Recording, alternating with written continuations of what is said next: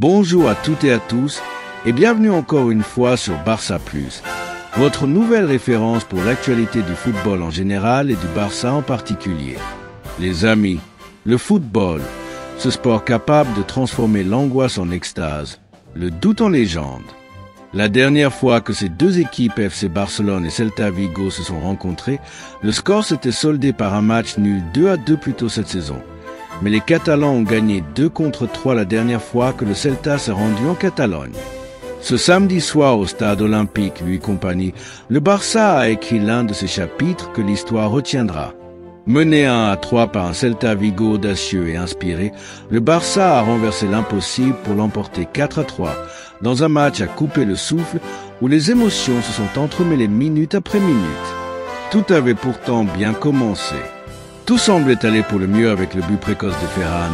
Le requin, qui a reçu une passe entre les lignes d'Inigo, a fait un demi-tour contrôlé, a feint contre Marcos Alonso et a ajusté le ballon hors de portée du bras tendu de Guetta. 1-0. Le Barça semble lancer vers une victoire tranquille, mais le scénario va brutalement se déchirer. 3 minutes plus tard, le Celta a réagi rapidement, Marcos récupérant le ballon de Lewandowski, ce qui a pris le Barça au dépourvu au milieu de la sortie du ballon. Marcos a ouvert la porte à Pablo Duran, qui est arrivé seul. Un centre est passé, Borja Iglesias a tiré, démarqué et sans gardien. Szczesny était sorti pour intercepter la croix et l'avait mangé. Borja Iglesias claque une égalisation glaciale. Le gardien polonais a corrigé son erreur peu de temps après, dans une action très similaire. Une course de Pablo Duran, qui a gagné à plusieurs reprises derrière Gérard Martin, et un centre à la recherche de Borja que, cette fois, Szczesny a bien mesuré. Tech a repoussé le ballon à nouveau sur un double tir d'Ile et Willow, après que Moriba ait piétiné Cubarsí dans la dispute pour le ballon que Melro, une autre des calamités envoyées après le Barça.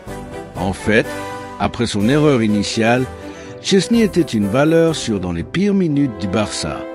Le Celta ne doute pas, bien au contraire. À la 52e minute, une passe de la défense a atterri dans la surface de De Jong, mais il a été incroyablement incapable de la contrôler. Erreur indécente sur la tulipe. L'attaquant du Celtina est parti seul et a battu Szczesny. Iglesias double la mise, profitant d'un ballon mal renvoyé par la défense catalane. Puis, à la 62e minute, il parachève un triplé de grande classe. Un 1-3 qui jette un silence pesant sur le Montjuïc. Le Barça est groggy. Szczesny, titularisé à la place de Ter Stegen, est fautif sur le second but. Les doutes s'installent.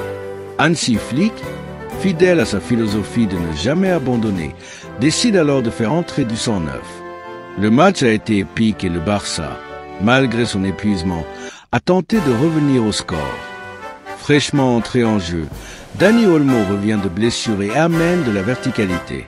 Et c'est lui, justement, qui sonne la révolte à la 64e minute de jeu, a profité d'une passe intérieure de Rafinha. Reprise instantanée dans la surface, 2-3. Le public se réveille, a profité d'une passe intérieure. 4 minutes plus tard, Rafinha, jusque-là discret, a repris de la tête un centre venu de la droite de Lamine Yamal. Une folie totale. 3-3. Le Barça est de retour. Alors que les arrêts de jeu débutent, la tension est à son comble. Sur une dernière action initiée par l'attaque, Dani Olmo est bousculé dans la surface. L'arbitre hésite, consulte le VAR, puis désigne le point de pénalty.